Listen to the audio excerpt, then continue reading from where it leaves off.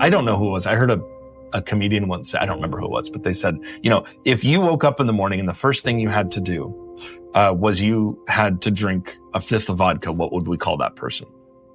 We'd call him an alcoholic, an addict. If somebody had to wake up and the first thing they had to do was look at pornography, what would we call that? Pornography addiction. If we had to wake up and the very first thing we had to do was a line of cocaine, what would we call that? Drug addiction. Well, what do we call it when the first thing somebody has to do is check their phone?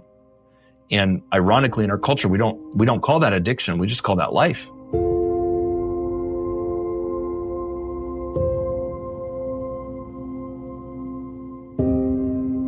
This is episode 14 of Reformed Youth Ministry's Digital Christianity, the exhausting and strenuous process of scrolling.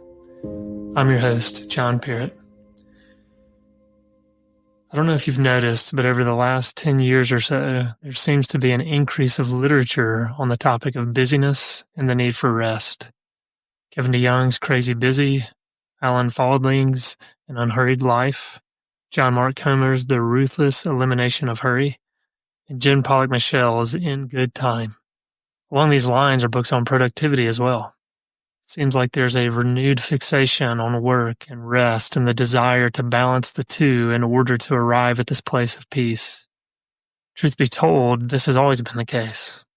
Since the creation of the world, we see a God of order who established a rhythm of work and rest that he wove into creation.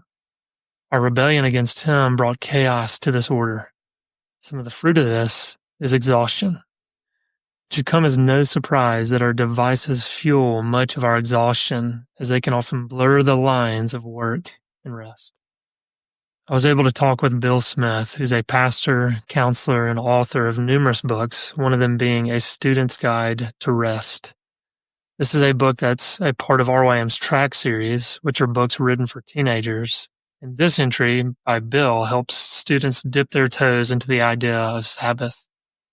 Here's Bill talking about how some of our restful activities aren't all that restful. It's amazing that you can say binge watching, and I know exactly what you mean, not just because we're both culturally in tune, but because personally we understand what that looks like. Well, I don't know. It's only 10:30. Let's watch another 4. Just like what is wrong with us that, if I can never get up from the table, you, I hope, would say to me, Bill, I think this is a little indulgent. But when I tell you, yeah, I blitzed through a series this last weekend, you'd go, oh, cool. Tell me about it. And you just think there's a weirdness there that doesn't recognize greed. When we get to a digital age, we recognize greed monetarily, we recognize it with food, we recognize it with how many sweaters I own, but we don't recognize it in this other area. That's telling. I hadn't made the connection of our desire to binge watch being a form of greed, but it makes sense. Greed, in a monetary sense, is a longing for more, but that longing is never satisfied, no matter how much wealth we accumulate. In a similar manner, we can feel unsatisfied from all our scrolling.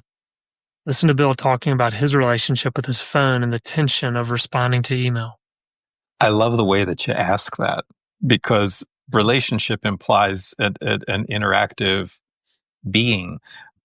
It's really not. and in that respect, my it's right. A dysfunctional relationship.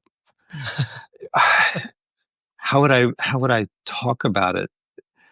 I'm probably more aware of when I fall into the pit of it. So I spend a lot of time in my office, spend a lot of time in front of a screen typing, whether those are emails or Sunday school, seminar, sermon, and I can only do that for so long before my brain feels fried. And it is so easy, so tempting to say, what's on the news? What has happened in the last 45 minutes that I'm not aware of? And you start to realize I'm not actually interested in the news. I'm interested in this quick break from reality, but it's actually not allowing my brain to settle. It's keeping me jacked up. And it's not the same as saying, get up, walk out of the room, walk around the living room and sit down and stare out the window for 5 minutes and let your your mind reset. Mm.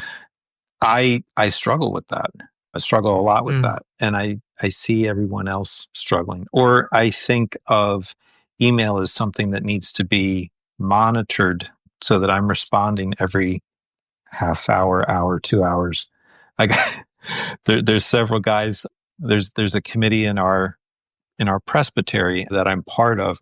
Man, I was off email for, I don't know, couldn't have been but a couple hours. And there's just this huge, long, several threads. And I'm like, I'm behind and I'm not responding. And I'm like, yes, that would be because I'm normal. Yes. But there is that Yeah. pressure that builds up that, no, I've always got to be on. So I work regularly to disconnect, not to check email after a certain time at night. Phone does not go to the bedroom with me.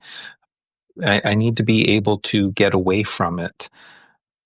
I take my regular day off is a day that I unplug from my devices. So I'll look at things early in the morning and then just be off of them. And I find that's a little unusual in the circles I run in. In many ways, Bill is describing a digital Sabbath as a means to refresh his soul. When it comes to discussions about Sabbath, A.J. Swoboda is an expert. His book, Subversive Sabbath, is one of the best books on the topic. I think many of us may bristle when we hear the word Sabbath, but A.J. is one of the most gracious and pleasant people to talk to about this topic. Before we get into that, just hear him share his bio, and it will give you a window into his heart and how he sees the beauty of God's creation. A.J. Swoboda, Swoboda, assistant professor of Bible and theology at Bushnell University, author, writer, and chicken farmer. Nice. I forgot about the chicken farmer part. How's that going, by the way? They're awesome. We've got 12. We had to let a whole generation go because they were past their laying years, and so that was hard. But we have a whole new crop of 12, and they're laying like crazy, man. We're giving eggs out like our pagan neighbors get so many eggs from us. It's ridiculous. We're taking that whole Jeremiah in exile thing literally, like build a garden, raise children. We're just adding the have chicken part.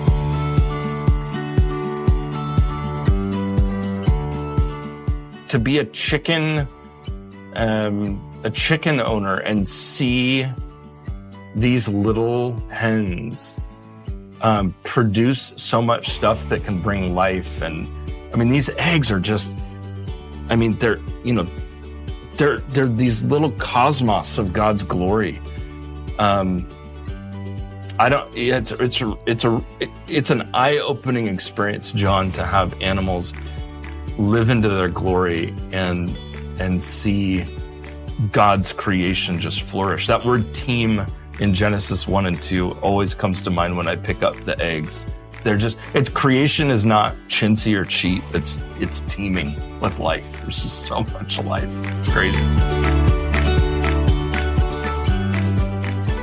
There's part of me that wanted to derail my interview with AJ and just have him talk more about chickens. I loved hearing him reflect on God's glory through something that seems so mundane to many of us. Thinking about the Sabbath, I asked AJ how this might be something that can help us with our phones. Naturally, it's important to mention that there are a lot of really important thought leaders around digital Sabbathing out there. Obviously, my friend John Mark Comer, his work is remarkably helpful around a digital rule of life. Jay Kim's work on digital health in the church, whatnot, has been extraordinarily helpful.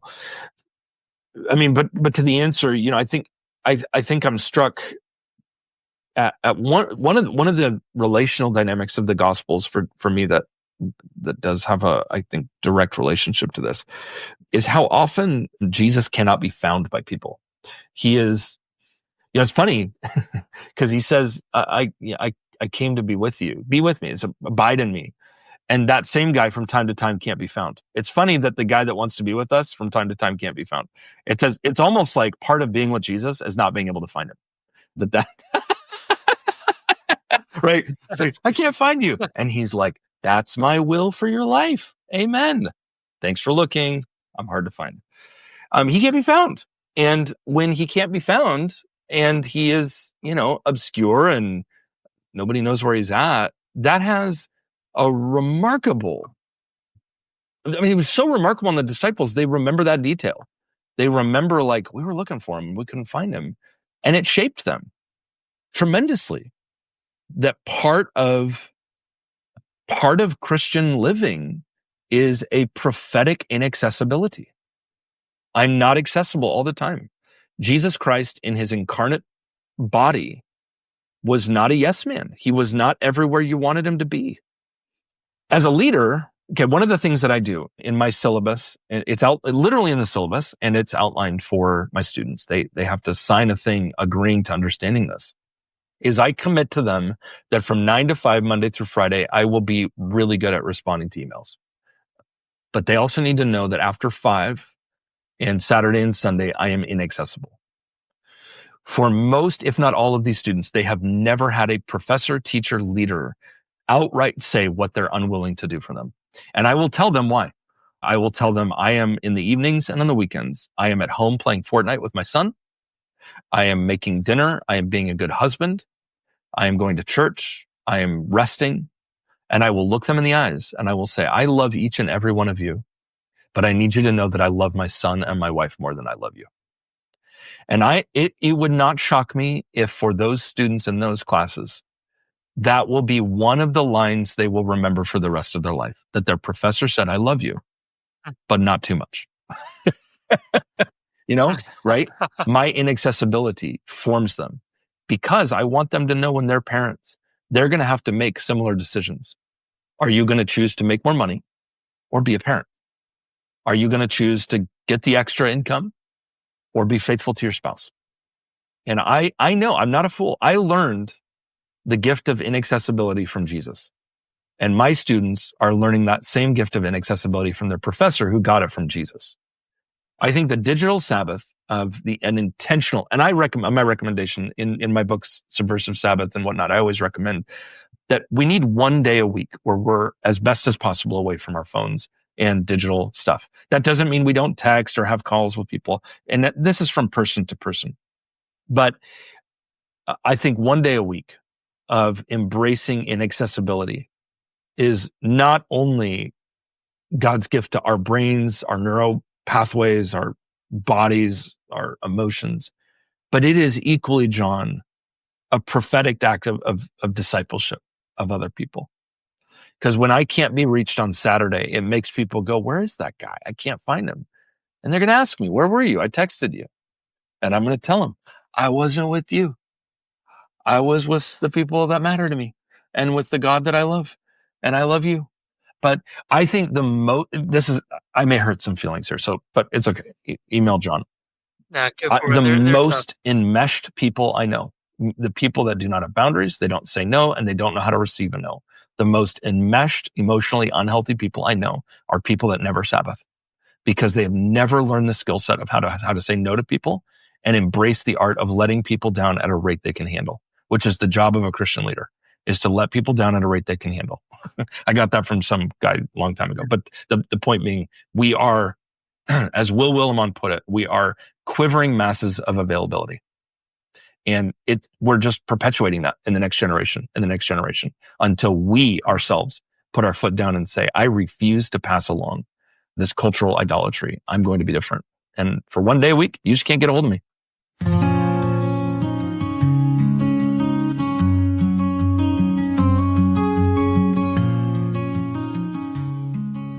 We are a quivering mass of availability, and we're passing that from generation to generation. We don't rest because our parents didn't rest, and our kids aren't resting because we don't rest. I love how AJ helped me see how inaccessible Jesus was at times, and how more of us need to practice this, in his words, prophetic gift of inaccessibility. This episode of the RYM Podcast is brought to you by Crossway, publisher of Scrolling Ourselves to Death, Reclaiming Life in a Digital Age. For Christians, the digital revolution has profound implications for spiritual formation and mission.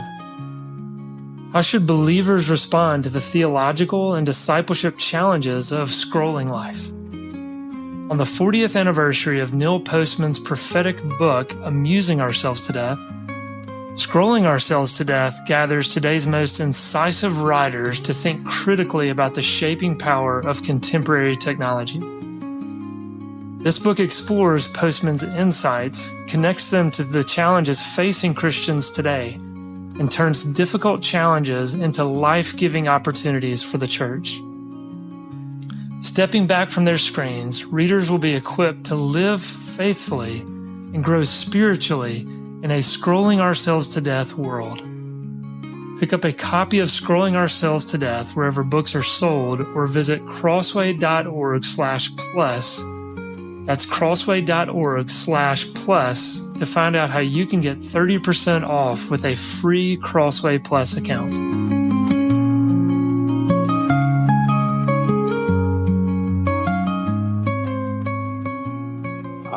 So if we look externally, our culture is a hard-driven culture. We have no idea how busy we are. We've lost the rhythm of night and day with electric lights and with being able to control our temperatures, which are wonderful things. I'm thankful for all of that. But it does allow us to then sort of think that a regular rhythm of life is optional and that I can break those boundaries with impunity. We live in a world that prizes achievement still. We seem to be in this weird place where we think we can achieve the same with less time and energy. So I'm curious how that will work out over the next couple decades. But we still expect people to achieve and to produce. And I think that weighs on us. Those of us in relatively affluent settings expect our kids to do well in school, which means that they need to bring their homework home and work on it. So I think we set our people up to have lives that are very full, and we don't emphasize the "come away, my love, be with me" sort of sections of scripture where the Lord speaks to his people and says, I brought you out into the wilderness. It's just us. and that doesn't seem productive. It doesn't seem like it actually generates anything helpful. So that would be that would sort of be the external. Then obviously our internal, we like those worlds where there's affinities. I like being successful. I like having things that I've produced. I like having people think that I'm contributing and that I'm needed. And so my internals interact with my externals. This episode began by getting us to think about how exhausted our phones can make us feel. In an early episode, we discussed dopamine in detail, and there's a connection here we need to consider. Listen to this brief clip from Chris Williamson as he talks with the well-known neuroscientist, Dr. Andrew Huberman. A link to the full clip can be found in the show notes. Just how triggering are our phones when it comes to dopamine? Okay, great question. We often hear that, that social media getting dopamine hit after dopamine hit. When we first get on social media for the first time or after a long period of time, the amount of dopamine that's released, we think, is quite substantial. It's novel. Remember, dopamine is about novelty, surprise, and the sense that we are on some exciting track. That's what dopamine is really about. It puts us into states of readiness, anticipation, looking, seeking, etc., almost always for things outside the confines of our skin. Just to contrast it, maybe for a bit more of a future discussion, serotonin does the opposite. When there's a lot of serotonin in our brain and body, typically it makes us feel satisfied, sated, more quiescent, comfortable with what we have in our own immediate sphere and within us, right? The comfort of a good meal, the food you have. Dopamine is about go, go, go. If you look at somebody who's high on cocaine or methamphetamine, it's all about pursuit because that's a very dopaminergic drug. You look at somebody who's taken a drug, and I'm not suggesting people do this, but it really ramps up serotonin. Let's say a selective serotonin reuptake inhibitor, Prozac, Zoloft, etc. The side effects of those drugs, if the dosages are too high, lack of appetite, lack of libido, kind of meh about life, then so they'll adjust the dose down. That's because those are serotonergic drugs. It's interesting to hear how our phones actually fight against the serotonin in our bodies, which seeks to satisfy and calm us. On a scientific level, we can see how too much exposure will leave us exhausted. No wonder teenagers today are feeling anxious and depressed. As strange as it may sound, some of our inability to rest may be linked to the fact that we don't truly know what rest is. Bill helps us see how rest is not merely being inactive.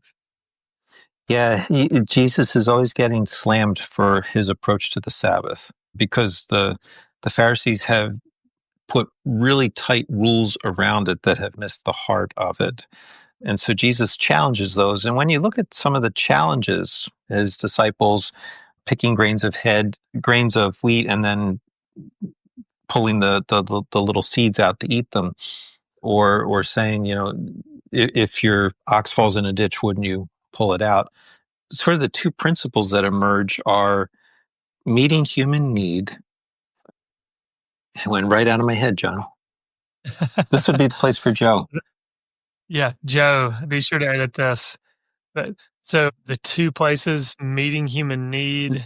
Mercy and human need would be the two places where if you see, and think about the places where he heals a person on the Sabbath. If you see someone in need, it's important, imperative now. Don't wait another day and let that person suffer. So there are these times where you enter into other people's worlds for the sake of helping them. But that's very different than I'm going to go to the store today or whatever because I have a couple extra hours and this chore really needs to get done.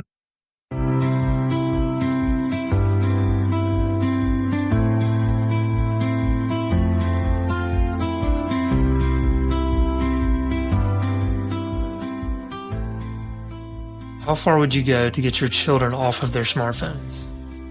AJ is paying his son $5,000. In our family, our son will not have any social media at all. I'm actually going to give him $5,000 to not have social media until he's 18 years old, because I'm convinced that this period of vulnerability for his mind, heart, and soul is I want him to hear the words of God over his life before he's beginning to face the words of distraction and the serpent. Wow. So much good stuff there. I do have to ask, okay, $5,000. Where did this notion come from? Where did this idea? Why 5,000? It is, I'm motivating my son to, my son really wants to go to Scotland and Ireland when he graduates from high school. And every child is motivated by something, be it a phone or a video game or something. And I'm just choosing to be shrewd. I'm not going to dance around it. I'm going to give you a $5,000 check. Just give me until you're 18. Yeah. And I'll tell you what, I guarantee you, I'm either going to be giving him $5,000 now or $5,000 if he is on social media for therapy down the road. So I'm going to be paying for it somehow. I'd rather just give him a check rather than having to pay for his therapy appointments. That is great. I'm cautious to say that because not everybody can do that. And the truth is, we're not insanely wealthy or anything like that. But I've got to save up for that.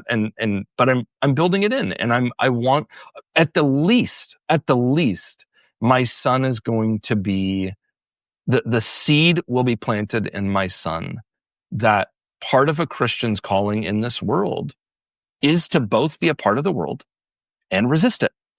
Be in, but not of. And I love that my son has to wrestle with the tension. Do I really want that 5,000 or do I really want to get on TikTok?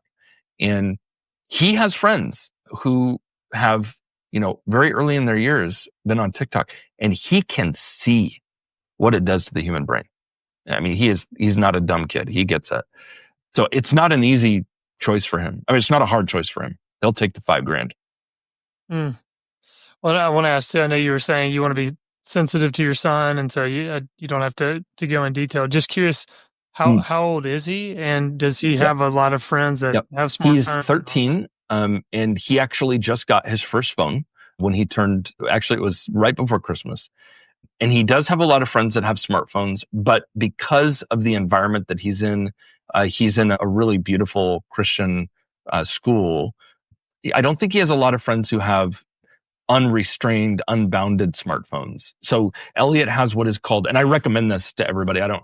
parents or whatnot are listening. There's an awesome phone that was actually created by, my understanding, it was a Christian dude who wanted to create a phone that was really good for teenagers, and it's called Pinwheel, and it's essentially it's as close to a thing as a smartphone as you can have, except on the parents' platform, every text is like, you see it all, you approve all contacts, there's no internet, and you get to control times of games and all this stuff. It's been absolutely awesome. And it has not come without its challenges, John. I mean, I would say that we have to have a return to a conversation about phones probably once every 3 days. But I gave him a 1-hour lecture. I said, I'll let you have this, but you have to sit in a classroom for 1 hour and hear my lecture on digital formation. And I gave him a lecture, literally 1 hour, and he had to take notes. He had a quiz afterwards. He had a test, and he had to take a whole test from me on boundaries. What you're not going to do. You are not going to make your friends who don't have smartphones feel like they're nothing because they don't have one. You are not going to spend all day playing video games. You're not going to spend all day on Spotify. These are the boundaries. And you know what? He loved it. He loved being put to the test. And I almost wonder if churches would do the world good by offering like a 1-day parent-child seminar on healthy boundaries around digital devices. Because there's nothing out there that does that. I mean, the church is like the one place I think that could be done and done well. And I will tell you, every single parent in the world who has a soon-to-be teenager is dying to have some revelation in this area of their life. They're dying. So I think the church could easily win over parents by giving spaces, seminars available to be able to walk people. Just have them read TechWise Family, for heaven's sake. I mean, it is an easy go-to book. Have people read it together, have the kids in the room. And then the coolest thing, sorry, John, the coolest thing is we actually took my son's phone. My wife and I put it in the center of the table, and all three of us, this is going to sound so weird, but we laid our hands on it and we prayed a digital prayer. Lord Jesus, would you protect this device from influence from the evil one? Would you protect it from images that my son desires to be free from? And we prayed this prayer. And I of course, I'm struggling as a Bible theology guy. I can't think of any times in the Bible that people prayed for phones, but I still, nonetheless, John, love what that did in my son, is that he saw that device as a beautiful piece of technology that could be used for the glory of God. And that to me is a huge win.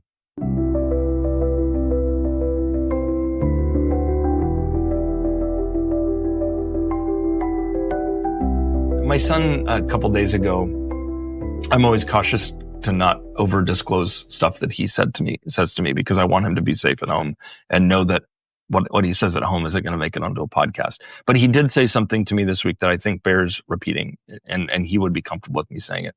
And that is that for his generation, many in his generation have really believed that they are the worst generation. This almost generational shame that we are.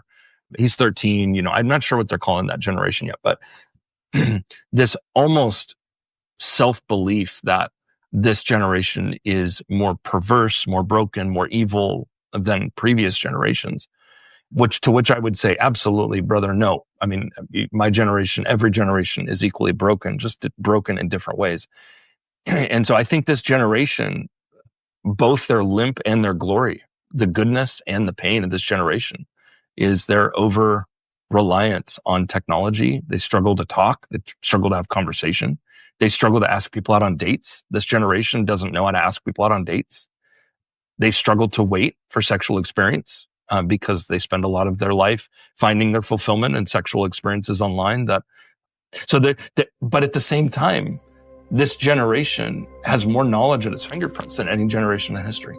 I think this generation is going to be one of the most creative generations we've ever seen, because they have the ability to create without needing to get a master's degree in creative writing, to be able to be brilliant writers. So it's its glory and its limp. It's not one or the other. And I'm excited to see what it's going to become, but I also grieve with them that they've been handed a device that in many respects has robbed them of years of quietness and anonymity.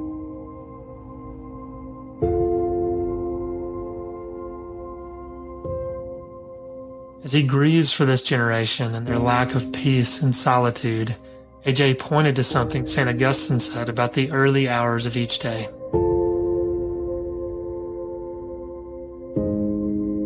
If you absolutely have to have something to survive, that's an addiction. And as a professor, I think it's, and as ministry leaders, boy, do we have a responsibility. I don't think we should run around and expose everybody else as a technological addiction without doing the work ourselves. And I think it begins with us. One of the most important disciplines that I think a Christian leader can do in their life is refuse to look at your phone for the first hour of the day. There's this line in one of St. Augustine's sermons where he says, he talks about what he calls the virginity of the mind. And his idea is guarding the holiness of the human mind. And I think when we wake up and we jump right into texting, emails, phone, all this stuff, we rob ourselves of that virginity of the mind. One of the most important disciplines we can do and teach people to do. I mean, I don't know who it was. I heard a comedian once say, I don't remember who it was, but they said, if you woke up in the morning and the first thing you had to do was you had to drink a fifth of vodka, what would we call that person? We'd call him an alcoholic, an addict. If somebody had to wake up and the first thing they had to do was look at pornography, what would we call that?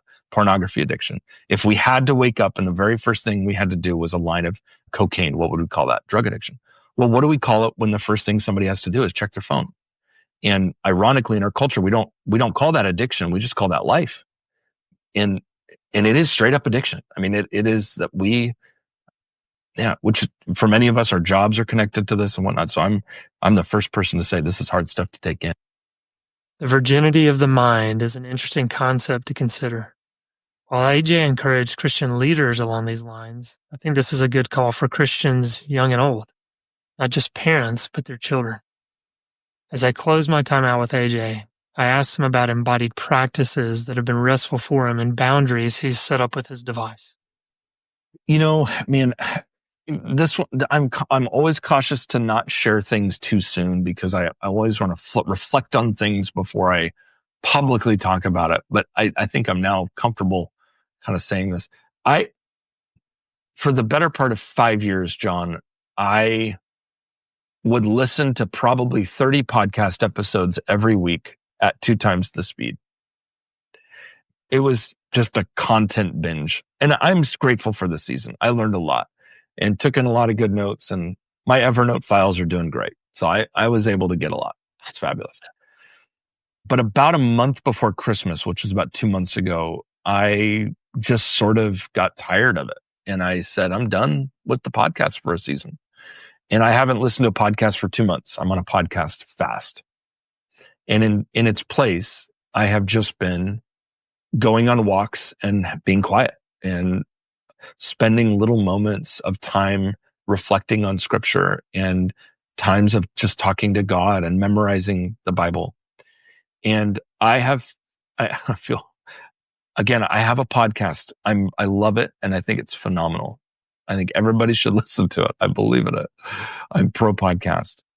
But I have had more transformative fruit in my life in the last 2 months simply by being present to God than I had in 5 years of podcasts 2 times the speed for 5 years. And I guess I'm just, I'm reminded that podcasts are important, but the presence of God is better.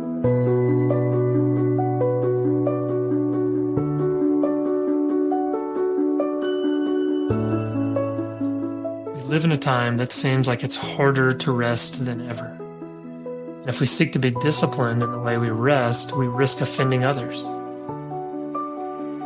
Oftentimes, people get angry at us when we try to rest because it often inconveniences them and their agenda and also goes against idols of their own heart. We'll continue to wrestle with the work and rest balance until Jesus returns. But I want to end this by hearing a pastoral word from Bill once more.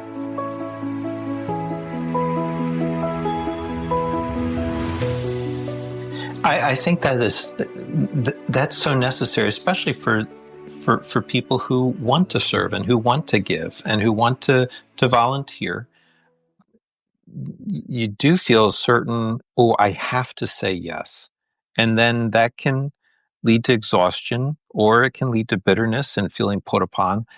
And to recognize, no, Jesus knew how to say no. I'm astounded at that place. I write about that a little bit. John chapter 17, when Jesus is praying to his Father, and he says, Father, I did everything you gave me to do. And if you just tease out the implications, it means he went to the cross with no to-do list. And I think, if the Lord does not rescue me, I will die with a to-do list, because my to-do list never ends. But Jesus's ended, which means it ended every single day. Every day he was able to say, I was totally in the Father's will today. I didn't say yes to one more thing than I should have. I didn't say no to one thing that I should not have. And you just think, wow, okay, Lord, we got some growing to do here.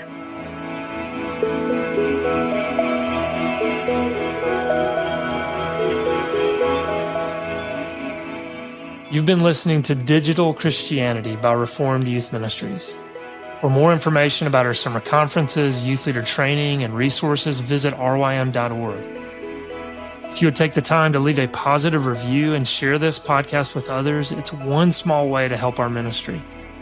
Stay tuned to the RYM Podcast for more great content that seeks to serve the church in her efforts to reach and equip youth for Christ.